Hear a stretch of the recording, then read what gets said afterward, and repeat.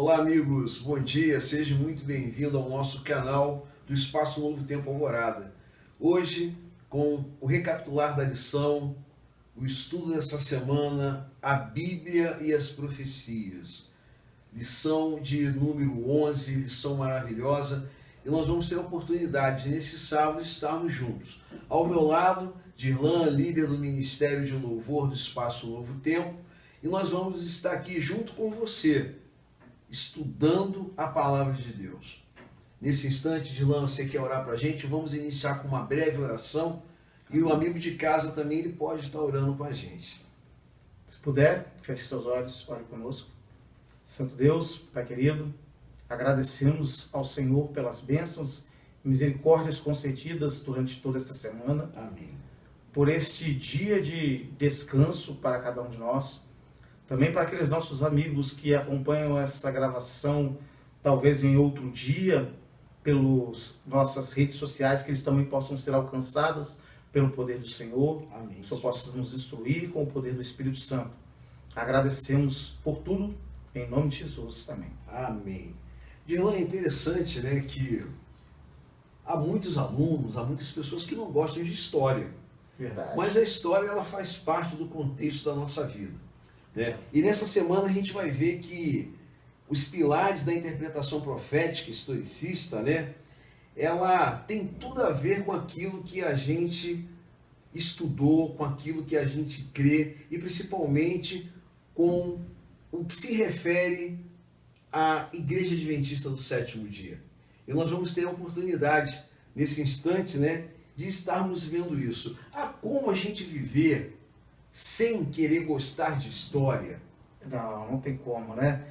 Inclusive, o modelo correto de estudar a Bíblia é o modelo historicista, né? Ou seja, enquadrando a Bíblia dentro da história. Existem teologias que nos falam que a Bíblia era preterista, ou seja, tudo o que aconteceu na Bíblia já está no passado. Inclusive a segunda vinda de Jesus, há religiões que acreditam que Jesus já veio, já habitou, já levou um certo povo. E existe aqueles que têm a teologia do futurista. Tudo na Bíblia ainda vai acontecer, são proféticos. Mas não é assim. A Bíblia nós devemos estudar ela encaixando ela dentro da história. Ou seja, ela tem o seu período histórico, seus livros históricos do povo de Israel, a história da humanidade, nossos dias e algumas profecias que ligam o futuro. E principalmente as profecias, elas devem ser bem entendidas, né, nesse contexto histórico, porque algumas pessoas creem na forma literal da Bíblia. Como assim? Tudo é literal. Então, quando há uma profecia sobre os 4 cantos da Terra, surgiu a teologia e a teoria da Terra plana. Porque levaram para o lado literal. Sim. Não crendo no norte, sul, leste e oeste, que é uma profecia. E também temos o lado que prega que tudo é profético. Ou seja, quando fala que Deus criou o mundo em 6 dias, eles comparam que, para Deus, 1000 anos é como um dia. Então, eles fazem uma soma para dizer que Deus criou o mundo em 6.000 anos e passou mais 1000 anos, ou seja, 7.000 anos para a construção da Terra.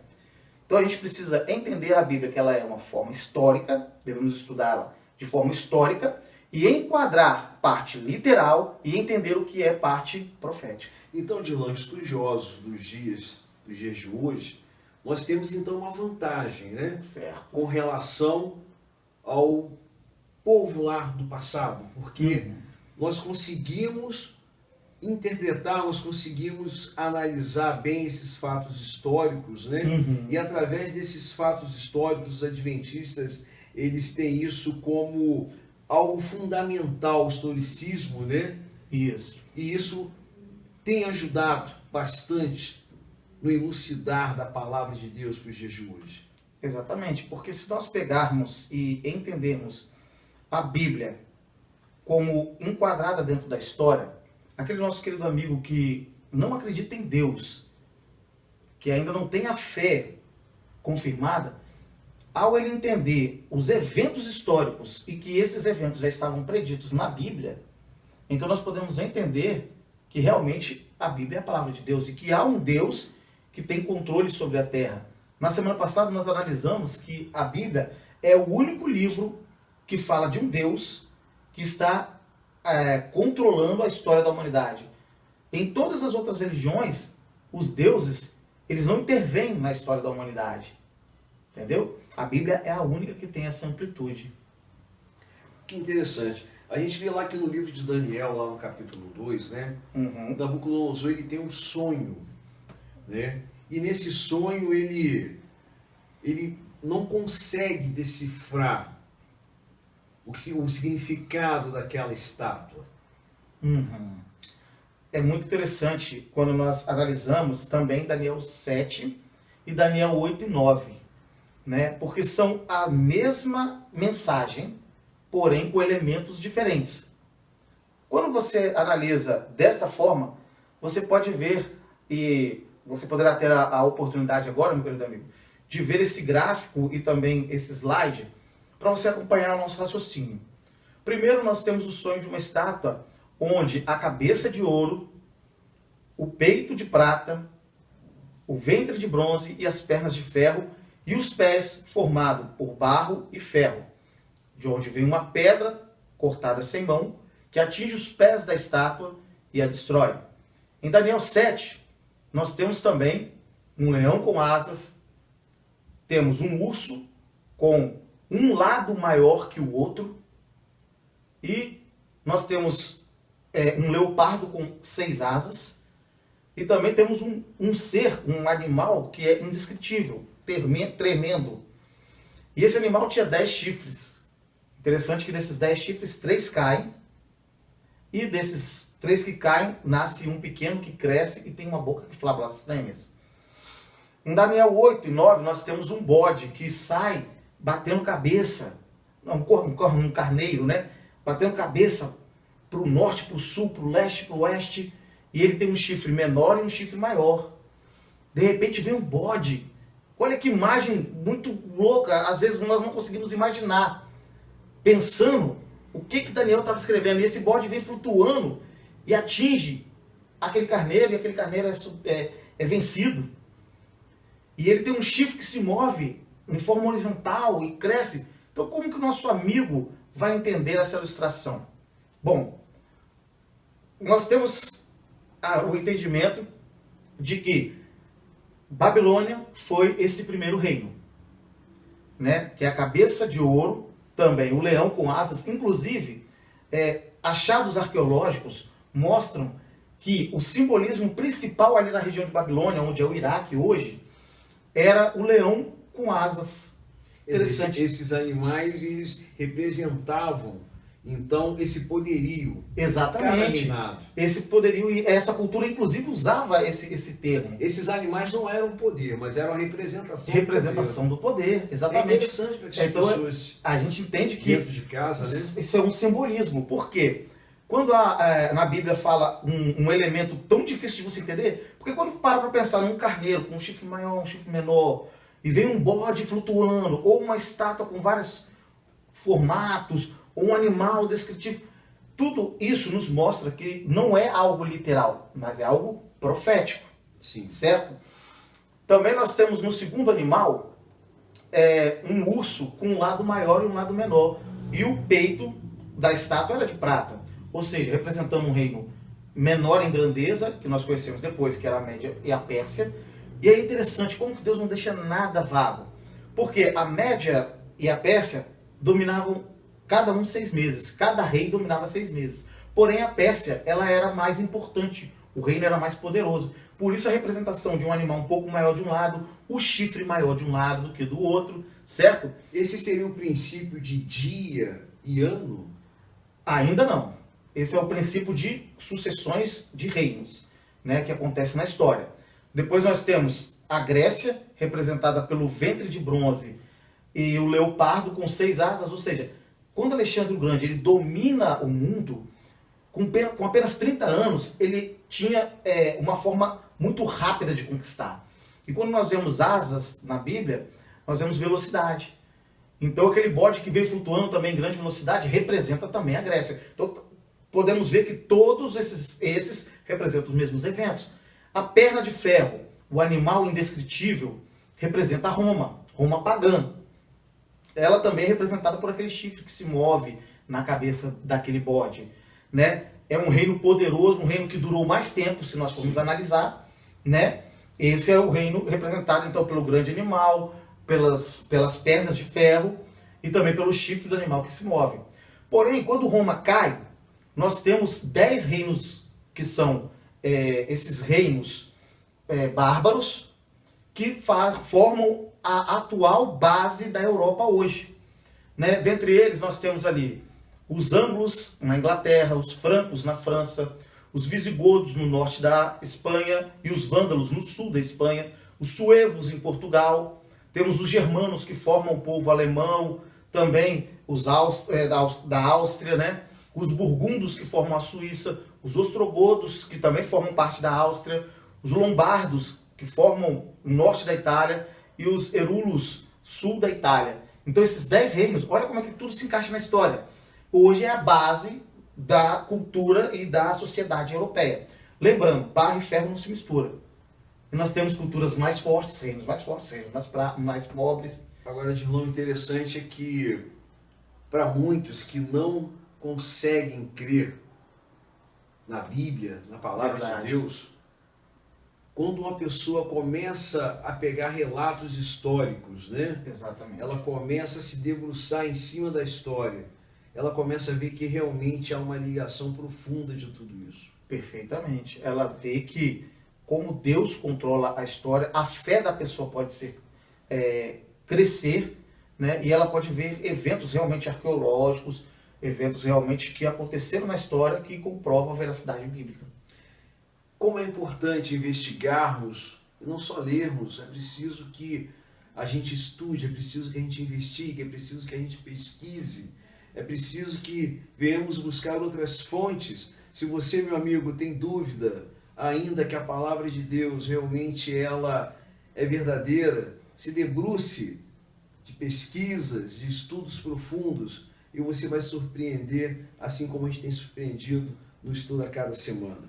Uhum. O princípio do dia e do ano. Sim. Né? A gente sabe que essa é a palavra-chave do historicismo, né? E as profecias do tempo de Daniel e o Apocalipse, elas também retiraram de vários textos fundamentais, né? E dos contextos imediatos, das próprias profecias, pela qual Daniel teve, né? Daniel nas suas escrituras, né? Aquilo que Daniel nos deixou para a gente poder estar estudando, tá interpretando, tá investigando. A gente vê que os animais e os chifres, né, alguns achavam que aquele pequeno chifre ele era algo representado por um homem. Uhum. Mas é bem assim que as escrituras nos mostram. Na verdade, chifre também é representação de um poder ou reinos, né? Podemos ter também uma pessoa, desde que essa pessoa seja um governante de um certo reino. E aí nós vemos algumas características que nós vamos ver mais à frente, e aí ligando sim profeticamente. Por quê? Precisamos entender bem, quando nós estamos falando de algo profético, ele vai ter algumas singularidades, ou seja, muito simbolismo.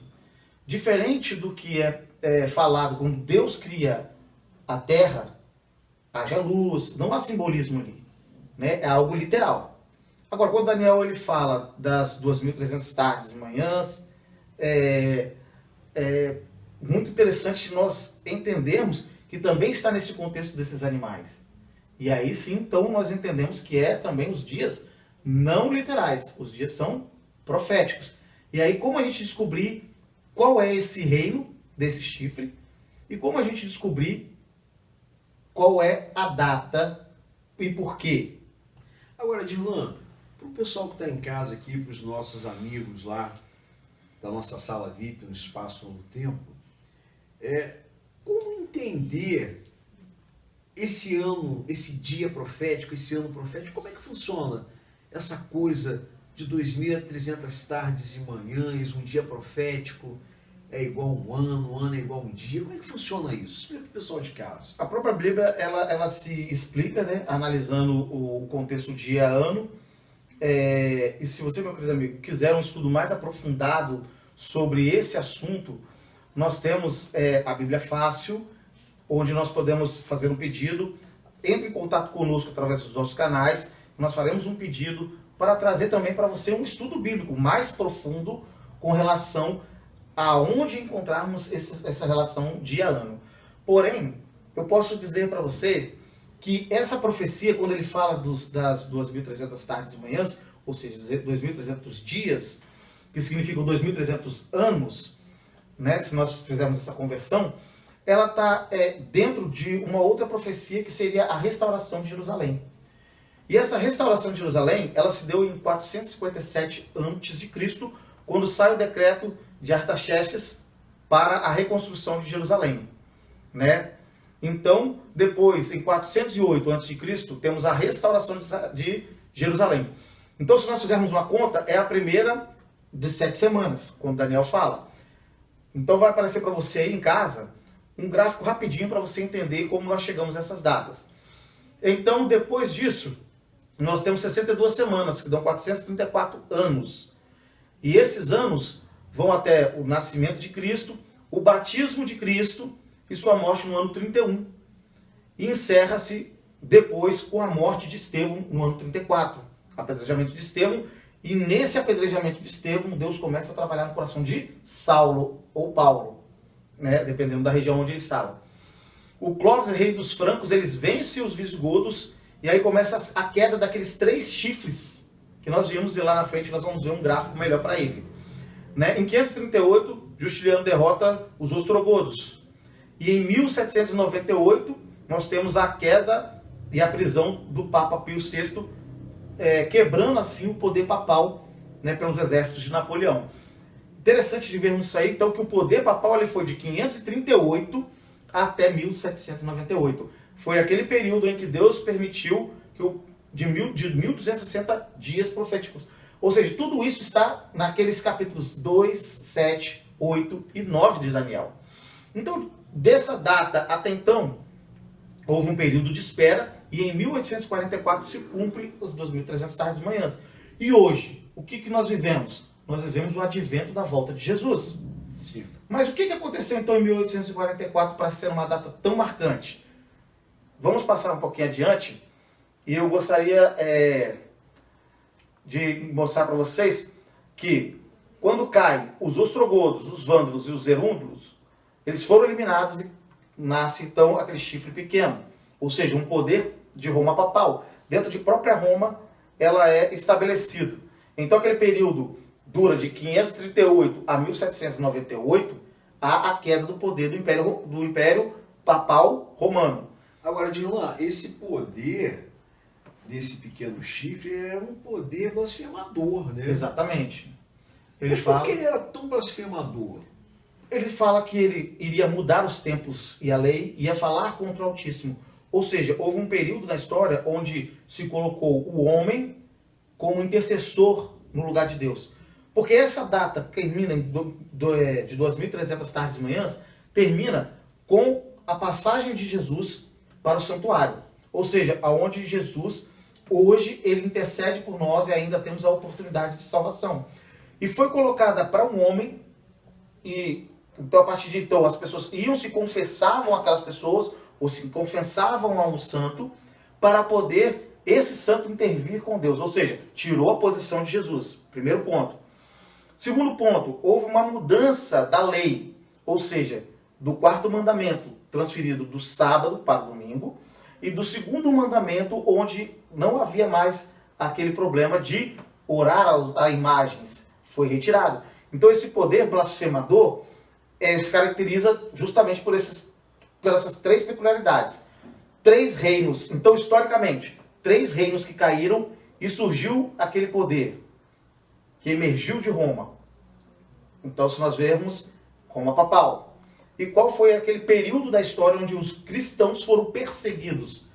Em 1260 anos, foi o período papal. Então, ele se enquadra tanto historicamente quanto biblicamente. Então o homem agora ele se coloca no lugar de Deus, Exatamente. ele muda tudo aquilo que está nas Escrituras e ele começa agora a agir como Deus, Isso. fazendo com que as pessoas, ao invés de ir diretamente ao Altíssimo, agora há um intercessor na terra Exato. para perdoar pecados. Meu amigo, tudo isso está na história. Nós estamos hoje aqui estudando a palavra de Deus, mas se você tem dúvida, você pode pesquisar, você pode dar uma olhadinha lá que você vai ver que os relatos históricos, ele vai confirmar tudo isso que a gente está falando aqui para você nessa manhã. Exatamente, e por isso a importância de nós buscarmos conhecimento. Se você, mais uma vez, relembro, tiver o interesse de um estudo bíblico, ficaremos felizes em trazer até você. Entre em contato conosco pelos nossos canais, e nós traremos com toda alegria um estudo bíblico, né? Claro, respeitando as normas de saúde enquanto elas estiverem assim, mas teremos todo um trabalho para estudar com vocês, porque esse assunto ele é muito interessante. E ao entender, Clóvis, o seguinte, a Bíblia ela ensina de tipo e antitipo, certo? Gostaria de ler com os amigos, se você puder ler conosco. Nós podemos ler Mateus, no capítulo 12, versículo 40. Mateus 12, você que tem sua Bíblia em casa, pode estar acompanhando conosco, né? Então nós vamos em Mateus 12, versículo 40. Porque assim como esteve Jonas 3 dias e 3 noites no ventre do grande peixe, assim o Filho do Homem estará 3 dias e 3 noites no coração da terra. Isso foi Jesus que falou. Sim. Né? Jesus ele pega um evento histórico que aconteceu para explicar uma profecia. Ele faz uma profecia em cima disso. Ele pega o exemplo de Jonas. Jonas esteve 3 dias na barriga do peixe. O Filho do Homem estará 3 dias no ventre da terra. Ou seja, Jesus já estava predizendo o período em que ele, depois de sua morte, levaria para ressurgir. Né? Outro versículo interessante que eu gostaria de levá-los está em João, no capítulo 1, versículo 29. Você que está em casa, também nos acompanha na leitura. João 1, 29. Nós lemos: no dia seguinte viu João a Jesus que vinha para ele e disse: eis o Cordeiro de Deus que tira o pecado do mundo. É interessante essa passagem, Cláudio, porque ele apresenta Jesus como um cordeiro. Agora, quem era esse cordeiro? O cordeiro era aquele que era morto no santuário terrestre. Sim. No santuário de Israel havia um sacrifício diário do cordeiro. Então, João, ele já fala, aquele cordeiro que nós matávamos lá no templo, lá no santuário, esse é o cordeiro. Ou seja, o sacrifício deste cordeiro será o final sacrifício. Não haverá mais necessidade do sacrifício de cordeiros ali no santuário terrestre. Por isso que é interessante nós salientarmos e entendermos essas 2.300 tardes de manhãs, porque ali o santuário foi purificado. Ou seja, a partir da morte de Jesus não havia mais sacrifício de animais, não haveria mais essa necessidade. Então nós vemos que a Bíblia mesmo apresenta simbolismo para certas coisas, o tipo e o antitipo. Né? Jesus é o cordeiro e é maravilhoso nós entendermos isso. Agora, ficou para trás a única coisa que falta na profecia. É claro que temos outras profecias de Apocalipse. Porém, desse capítulo 2, 7, 8 e 9 de Daniel, tem uma pedra que é cortada sem mãos humanas. E nós estamos hoje nesse período desde 1844, aguardando a volta do nosso Senhor Jesus. É claro que podemos passar por lutas, dificuldades, ansiedades, por guerras, né? Tivemos a guerra em 1914 até 1917, Primeira Guerra Mundial. Depois culminou o início da Segunda Guerra Mundial, por volta de 1941 até 1945. Né? Então tivemos guerras, tivemos várias epidemias. A própria epidemia do SARS nós tivemos em 1917, não foi tão falada no mundo todo porque se concentrou mais na Europa, porém foi a febre espanhola, que é a mesma família do Covid, do SARS. Né? Nós tivemos depois a explosão 2002, 2009, agora mais uma vez essa pandemia mundial, a quebra da Bolsa de Valores.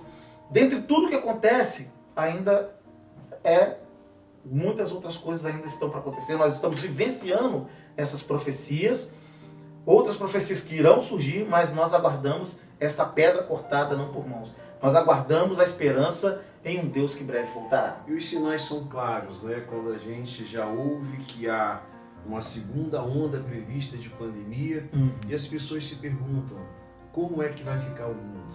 O que vai ser do mundo?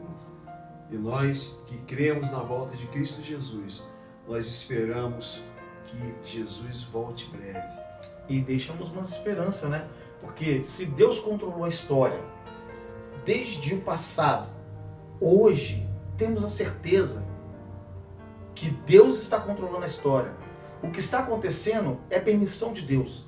Então use esse problema que está acontecendo, talvez gerou um grande problema na sua vida, mas transforme isso em uma bênção na sua vida.